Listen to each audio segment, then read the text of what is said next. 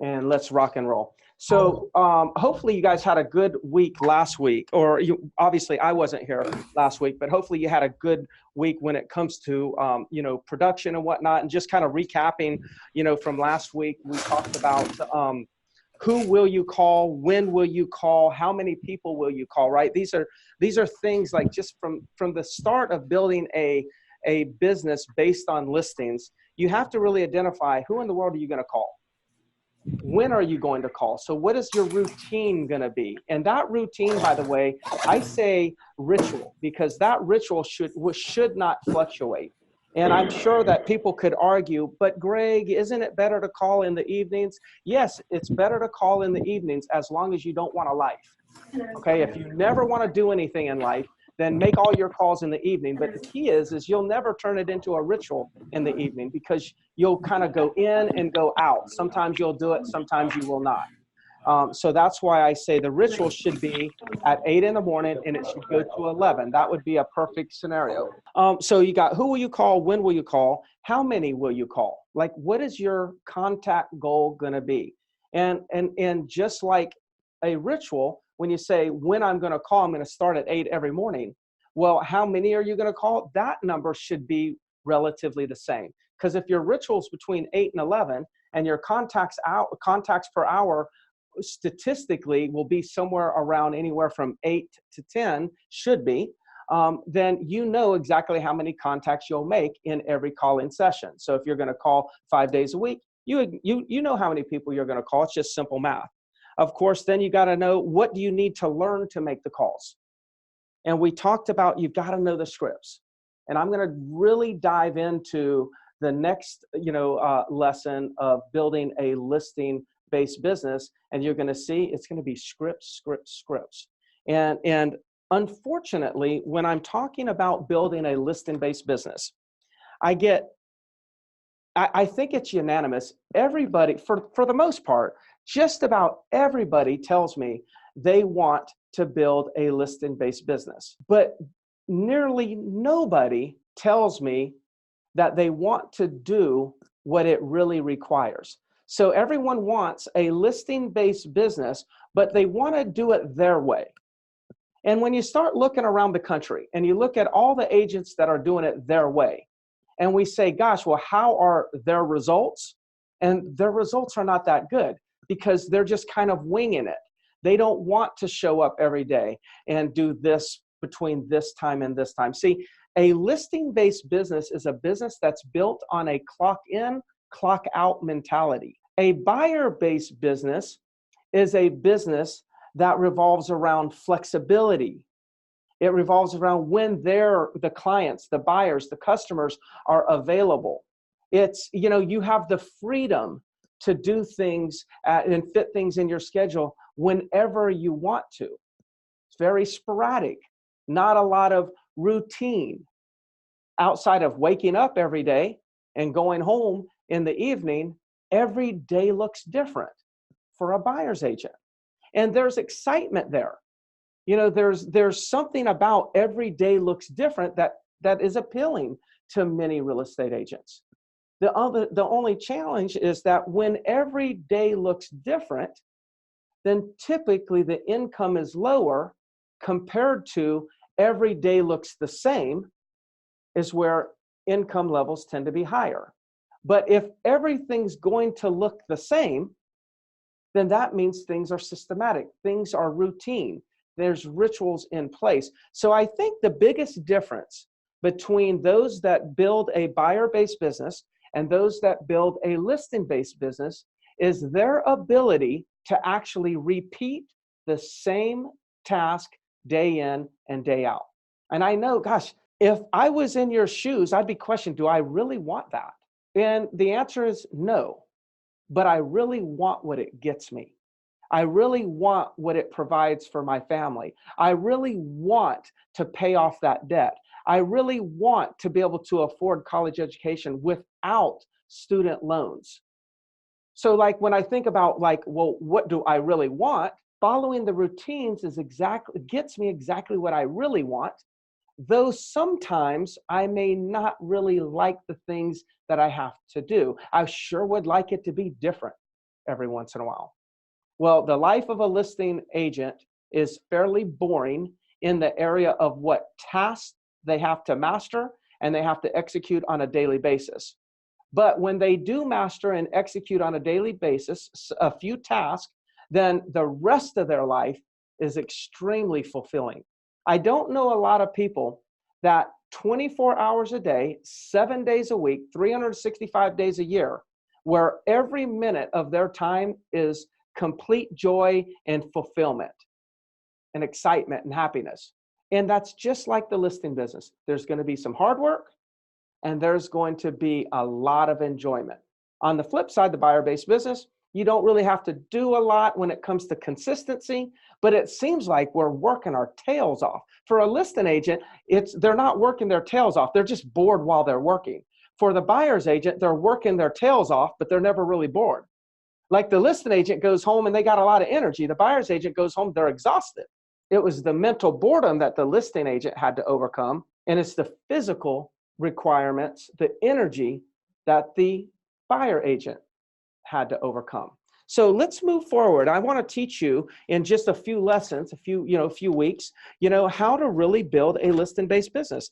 I kind of touched on this in the previous webinar, and I'm going to go ahead and really dive deep into it today. And that is, in order to build a listing-based business, you must master the conversation. You must master the communication. Look, everything that you do, every transaction, every decision, every signature that is made comes at the end of a conversation.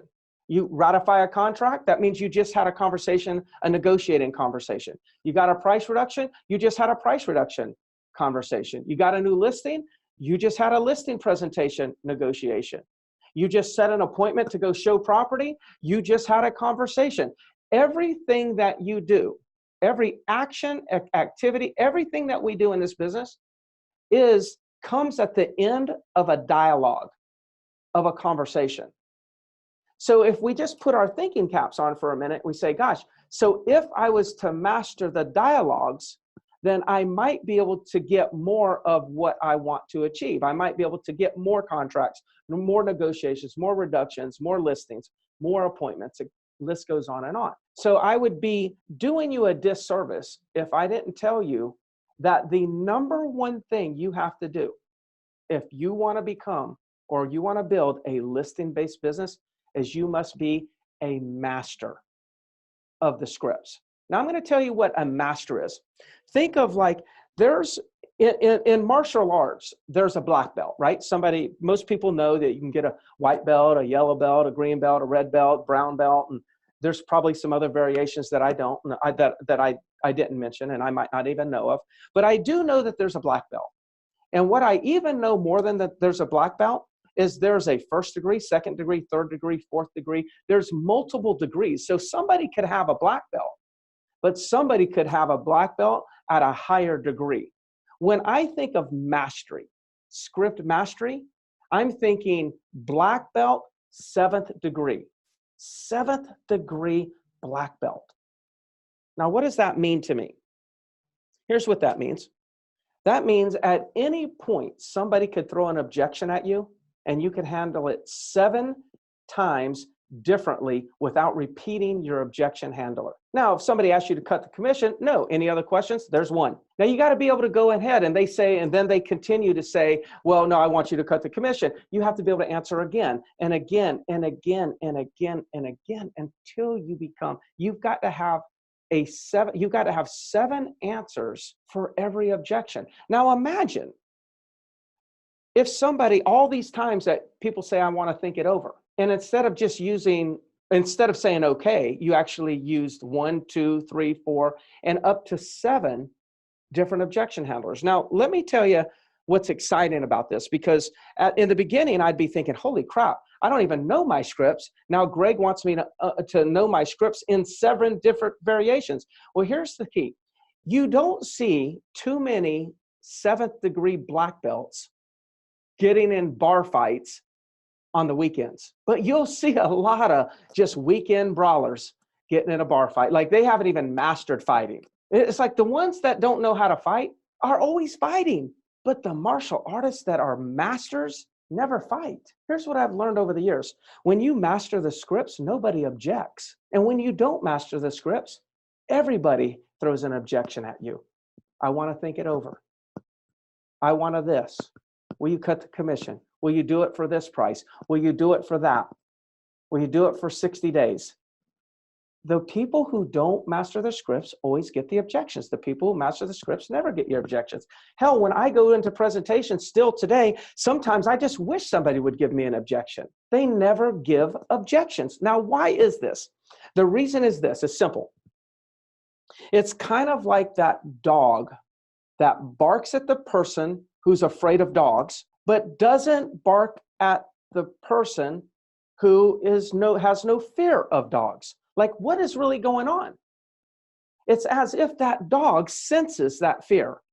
And when they sense that fear, the dog barks. But when the dog doesn't sense that fear, as a matter of fact, senses something other than fear, like confidence, the dog doesn't actually make much of a ruckus.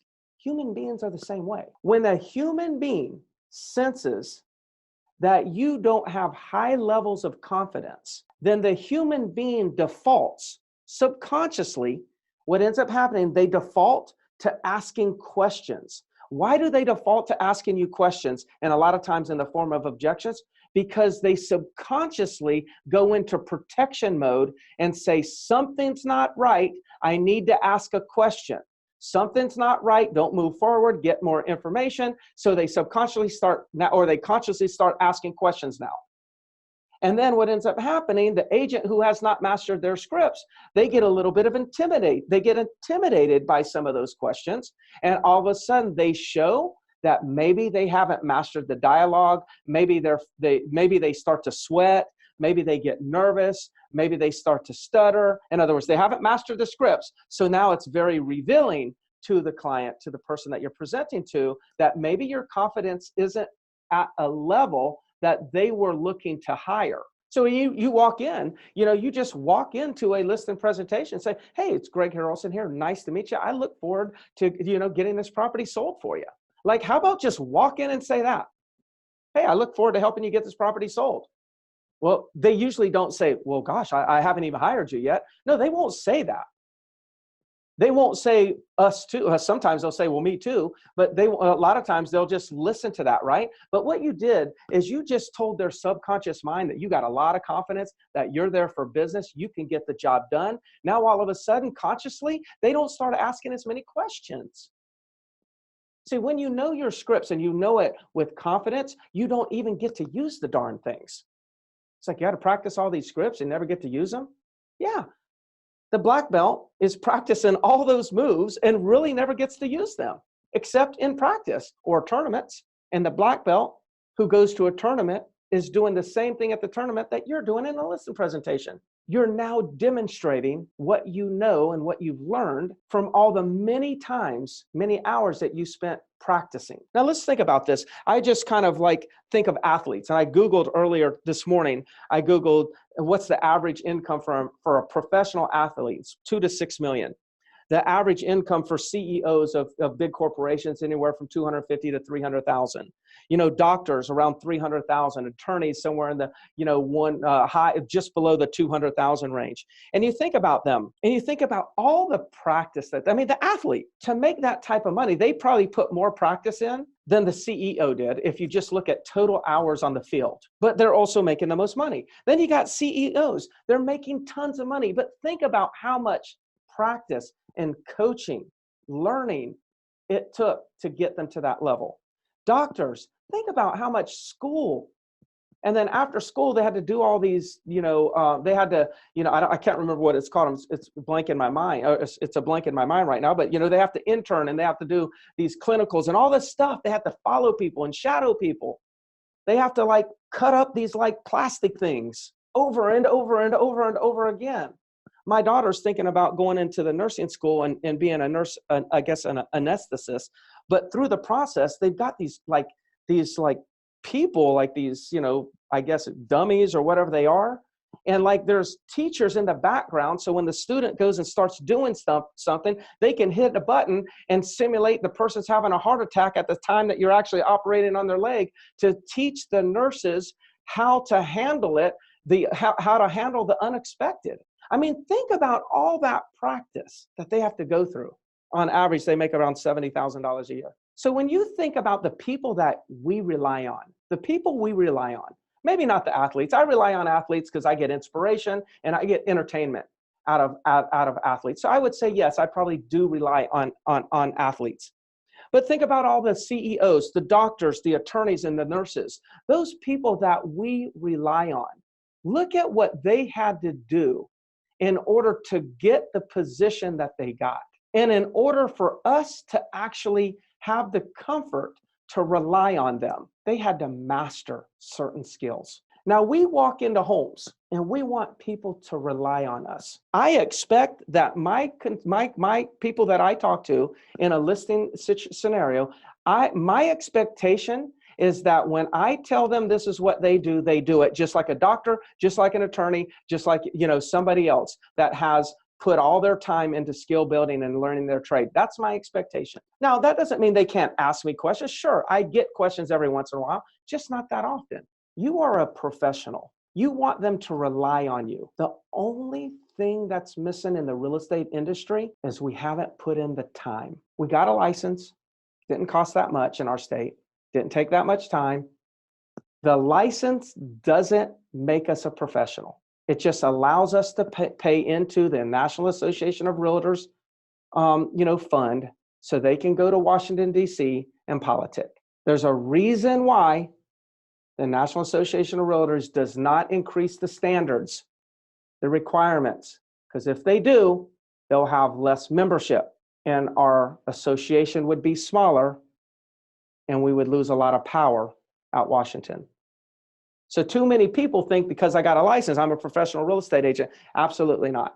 You're just a licensed real estate agent in the state. So the things that they all have in common, as I mentioned, is they're all practicing.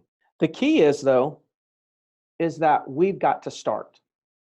This course is all about building a listing-based business. So let me tell you share with you what you can do to actually become a master of your scripts. I'm going to walk you through exactly what you have to do to become a master. And it's going to be believable that every one of you can do it. Number one, you immediately need to start chanting the scripts out loud in high speed.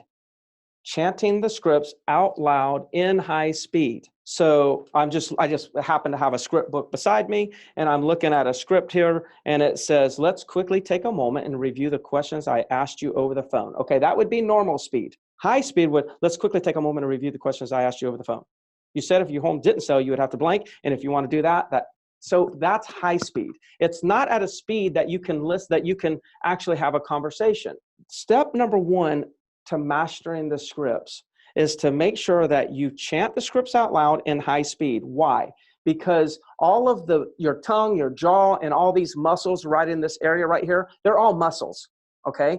And just like if you wanted to train a bicep and build up a muscle, you would just do it over and over and over again. You would hit that one muscle over and over again, and it would build up. It'd actually break down, and then it would build up. You got to do the same thing. So when you chant at high speed, what you're doing is you're training the muscles, muscle memory. You're training your muscles to recognize those words in a particular sequence. So like, when do you plan on moving? Forget about that. When do you plan on moving? So there's 6 words. The muscles don't know, they don't care about a word count, but what they do is when I say when, do. See, when do you? See, every one of those words requires a different muscle. So as I'm chanting them over and over again in high speed, I'm actually connecting that muscle memory and my mind, and actually it's figuring out how to say that thing a little bit more smoother, a little bit more clear in that exact sequence. That's why some people, when you're on script, everything's good, but then when you go off script, all hell breaks loose. is because you practice the words in a certain sequence. So then all of a sudden, when you start trying to wing it, you start stuttering. That's the reason. So step number one is chant the scripts out loud in high speed. Your muscles will memorize the patterns in the words, the sequence of the words. The second thing is you've got to role play the scripts with a partner.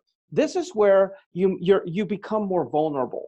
If you're one of those that says, gosh, I just really want to practice the scripts on my own, what I know, and you know, whether you want to admit it, is you just don't like to be vulnerable. Like the people who practice with others always excel at a faster pace. The only reason we really want to practice solo on our own in a closed room is because it's kind of embarrassing, which is exactly what you want to do. You want to be vulnerable. You want to go ahead and put yourself out there. Looking bad at this moment is actually good. This is where the bad is really the best. It's really the good. Because see, if you'll look bad in front of your peers, you'll look good in front of your clients or potential clients. So I would rather stumble and stutter and fail with my friends or with my peers than do that on the consumer and lose that opportunity. And you must do that for 30 minutes minimum per day. If you want to get really good, role play with your spouse, a friend, a family member, partner, significant other, whatever you may want to call it, role play with them. They're brutal. Like they will never let you win.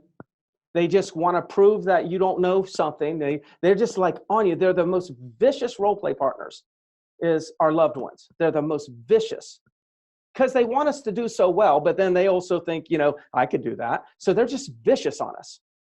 If you really, really want to get good, you've got to role play. Now, I just shared with you, in order to build a listing-based business, you've got to master the scripts.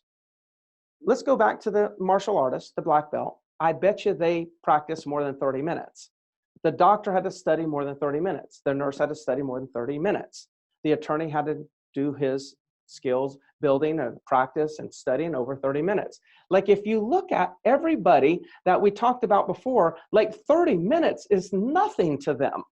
Most people have spent hours and hours per day building their skills. I'm saying 30 minutes. So again, I sometimes imagine myself being, you know, the receiver of this information. And I'm like, gosh, I have to do that for 30 minutes. It just seems like a useless task. It only seems like a useless task because we don't get instant feedback, instant gratification. This is not like driving up to a drive-through, ordering, and then going and picking up the food. It doesn't happen that quick. This is building a business, becoming a professional. The second phase, the second part of, so you've got chanting the script out loud in a high speed. You got role playing for 30 minutes with a partner. And then the third one is this: record the scripts and listen to the recording. You record the scripts today into your phone. There's a recorder there, probably on every phone. And then for the next 4 days, every time you get in the car, you listen to your recording. But you could say, well, yeah, but Greg, I mean, my kids, you know, they want to listen to the music.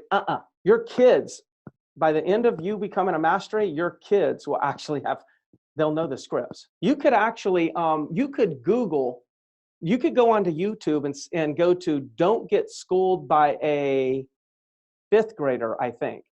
Don't get schooled by a fifth grader. I think that's what it is. And that's where my son might be 9 years old. No, probably not 9. He's probably 10 or 11. And he's actually doing, I got him on video doing the scripts, and he doesn't have it in his hand. He's not reading it.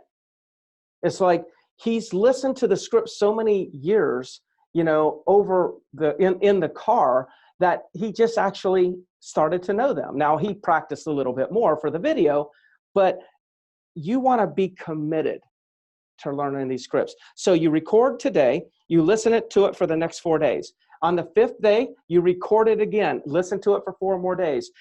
Re-record 4 days, re-record 4 days. That would be about 3 weeks, little less than 3 weeks. 1, 2, 3, 4, 12. Actually, it'd be about 16. Yeah, it'd be less than 3 weeks. And here's what you've done. You've role played, you've recorded, and you've listened. See, when you record it the first time and listen to it, you're going to be like, man, I need a lot of work. This sounds terrible. But then you keep role playing and you record it again and you listen to it for the second time, you're going to say it's not that bad. And then you role play, re-record, listen to it again, that's pretty good. And then you role play and you re-record and listen to it again, and it's pretty good. Wow, I sound good. Now, what'll end up happening, this is like, to me, the easiest way to master the scripts, because here's when I said it a moment ago that all of you can do this, and you know you can. And let's think, let's just think of a Bruno Mars. I bet you everybody knows some sort of Bruno Mars song. You know, at least, like, if it comes on, you might not know who the artist is, but you're like moving to the beat and you're actually saying some of the words. Like, see, when a popular song came on the radio that you really liked, you didn't try to learn the words. You actually liked it, and then as you were listening to it, you would hear a few words repeat over and over through the song. So when you would start to anticipate when that one or two words was actually going to be said, and you would actually say it right then. That was your first recording. Second recording, you actually said a few more words. Third recordings, you said a few sentences, and you were tapping your foot and you were moving your head. And then the next thing you know, by the fourth recording, you're like belting it out at the stoplight. People are looking at you because you're just going at it. Like, you never, ever decided, you never consciously made a commitment to learning that song, but you did it anyways. How? Through repetition. You just listen to it in the car over and over and over again, you will learn it and you will be a master. Now, at this stage, what you've done is you've mastered memorization, which is the first phase of script mastery. The second phase of script mastery, which is fairly easy, is internalizing the scripts. It's where you understand, why am I saying something? Why, or, it's like, or what am I saying? What's the script? You're just like, what are you saying? Why are you saying it? And what are you looking to accomplish when you do say it? Like, that's where you take a script. Like, why does the script say no any other questions when somebody asks you to cut the commission? Most of you are like, that sounds like a terrible script. Ooh, that's aggressive. It's only aggressive when you read it without tonality and inflection. It's like a text. I could say something in a text and you're like, oh, that was bad. But if I said it to you in person, you'd realize, you took it out of context. So you can't tell how a script's going to really be through reading it. That's why you got to practice it so much. But if I say no any other questions, like, that's what I say. Well, why did I say that? Because 50% of the time, an objection is really not an objection. It's really a question. So don't answer questions with objection handlers. Most of the time, or at least 50% of the time, when somebody asks you to cut the commission, they really don't. That's not an objection. It's just like their cousin down the street told them, hey, ask them to cut the commission. Some of them will. So then they'll just ask. And then you say, no, any other questions? And they're like, no, that's it. Let's just move forward. So see, that's what to say, no, any other questions. Why did I say it? Because it's not always an objection. I need to make sure and confirm whether that was a question or whether it was an objection. And then what am I looking to accomplish? What am I looking? So when you start looking at scripts and you start understanding them, or memorizing them, they don't have a lot of meaning. So a lot of people are not committed to using scripts because they don't understand them. The internalization phase is critical. Is understanding why. Like, when I ask the question, I'm just kind of curious. I mean, why are you selling? Or what are you looking for in a real estate agent?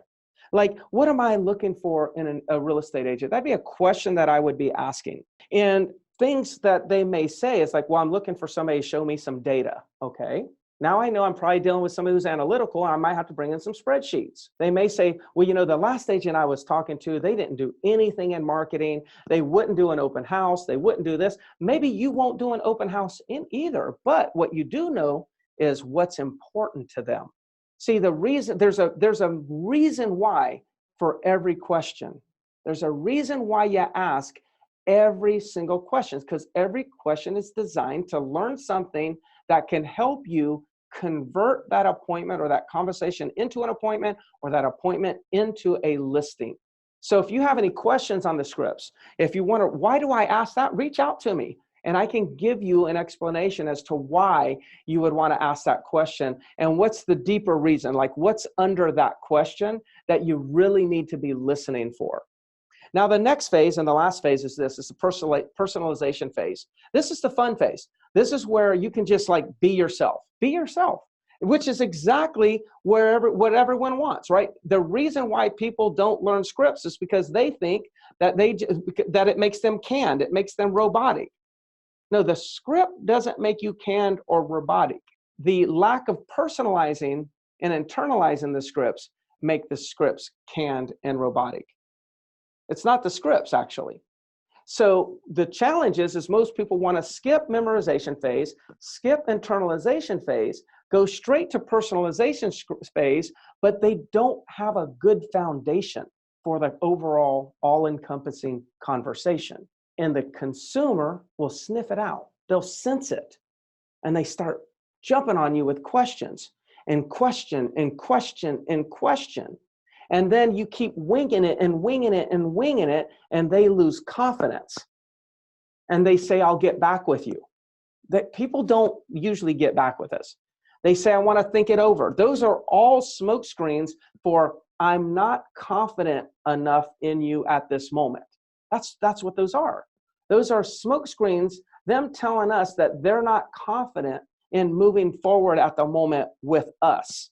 So you've got memorization, personalization, or internalization, and then personalization. I wrote down here on my notes, you'll never sound naturally confident without going through this process. Now, I've never said this word, or these two words together, naturally confident, until I was putting these notes together. So I'm going to repeat it. I got to slow it down here. You will never sound naturally confident without going through the process, the phases of script mastery. You may sound natural, but not naturally confident. Naturally confident will be the difference in surviving versus thriving. See, you don't have to learn all these scripts and you can sound natural. Especially in the real estate industry, it does sound natural. It sounds normal because that's our industry. We're not required to know anything. So you'll sound natural and you'll sound normal. And if you sound natural and normal like all the other agents, then you'll probably get what's naturally gotten by those normal agents. But you want to sound naturally confident, meaning you want to like sound natural, but under all that natural is a bunch of confidence. So you're delivering with confidence, but sounding natural. That's the difference of surviving as a listing agent and thriving as a real estate agent. It's a big, big deal. So I'm going to just kind of leave with a few thoughts here on why agents don't learn scripts. Number one, they're afraid to sound canned.